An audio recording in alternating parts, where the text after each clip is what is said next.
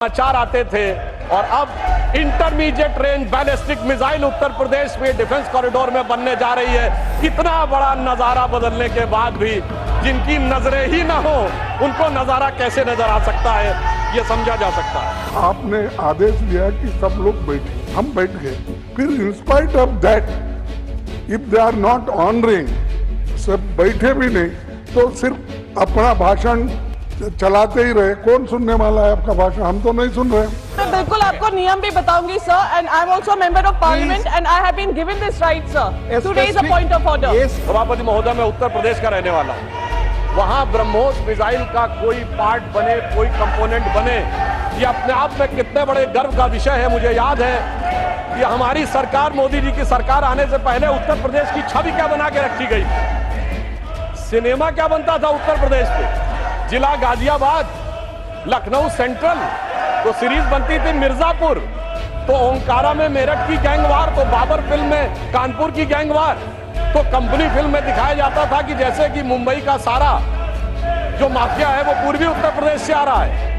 आप सोचिए, उस समय अवैध हथियारों के बनने के समाचार आते थे और अब intermediate range ballistic missile Uttar Pradesh में डिफेंस कॉरिडोर में बनने जा रही है। इतना बड़ा नजारा बदलने के बाद भी जिनकी नजरें ही ना हो उनको नजारा कैसे नजर आ सकता है, यह समझा जा सकता है। अभिभाषण के बिंदु क्रमांक 17 में राष्ट्रपति महोदया ने भारत के पब्लिक सेक्टर बैंक्स के बारे में अपना विचार व्यक्त किया है, जिसमें विशेषकर मैं सिर्फ 3 का उल्लेख करना चाहूंगा। State bank of India, life insurance corporation of India और हिंदुस्तान एरोनॉटिक्स लिमिटेड। ये तीनों इसलिए कि इनके बारे में केवल 1-1.5 साल पहले बहुत वितंडावाद मचाया गया। अपनी सीट पर जाए प्लीज, अपनी सीट पे जाए। मात्र 1-1.5 साल पहले बहुत वितंडावाद मचाया गया कि एसबीआई डूब रहा है, एलआईसी डूब रहा है और पब्लिक सेक्टर बैंक्स नीचे जा रहे हैं। राष्ट्रपति महोदया ने बताया कि इस साल पब्लिक सेक्टर बैंक्स ने 1,40,000 करोड़ रुपए का मुनाफा कमाया है, जो आज तक कभी नहीं हुआ था।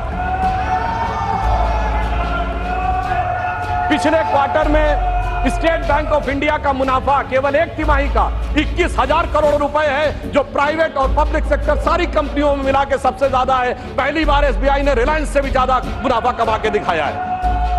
एलआईसी का पिछले क्वार्टर का मुनाफा 19,000 करोड़ रुपए है, जो एलआईसी का ऑल टाइम हाई है। और मैं ये भी बताना चाहता हूं कि हिंदुस्तान एरोनॉटिक्स लिमिटेड, एलओपी कुछ बोलना चाहते please sir, point of order raise करने के लिए भी हम सरकार से इतना पूछना पड़ता है, तो ये बहुत ही अनडेमोक्रेटिक सिस्टम। मैं आपसे विनती करता हूं, Priyanka Chaturvedi point of order raise की। अब आपने आदेश दिया कि सब लोग बैठे, हम बैठ गए। फिर in spite of that if they are not honouring, सब बैठे भी नहीं तो सिर्फ अपना भाषण चलाते ही रहे। कौन सुनने वाला है आपका भाषण? हम तो नहीं सुन रहे। माने प्लीज प्लीज प्लीज प्लीज अब प्लीज प्लीज मानिए देखिए सर, देखिए सर, आप मैंने आग्रह किया सभी लोग अपनी सीट पर जाएं। जब तक नहीं गए थे आपने कहा मैं मौका दे रहा हूं, प्लीज प्लीज मानिए लोगों को बोल रहे थे पॉइंट ऑफ रेजर किए हैं। आप बैठे, पॉइंट ऑफ ऑर्डर जो भी है, जब बाहर लोग थे यू अलाउ देम, मैंने कहा allow he has to will, he has to will. नहीं, पॉइंट ऑफ ऑर्डर उठाना चाहती है प्रियंका जी, आप सहमत हैं? Point of order Priyanka ji, point of order आप तय करिए पॉइंट ऑफ ऑर्डर। हाँ Priyanka ji chairman sir, right now please. Sir why should he, इस नियम के तहत कौन सा? सर मैं बिल्कुल आपको नियम भी बताऊंगी sir, and I am also member of parliament and I have been given this right sir to raise a point of order. Yes, yes. It is unfair that I have been screaming non-stop and the members of opposition have been asking you to Please, leave. please, Sir, put your point of order. point number 259. Sir, point number 259. Chairman to preserve order and enforce decisions.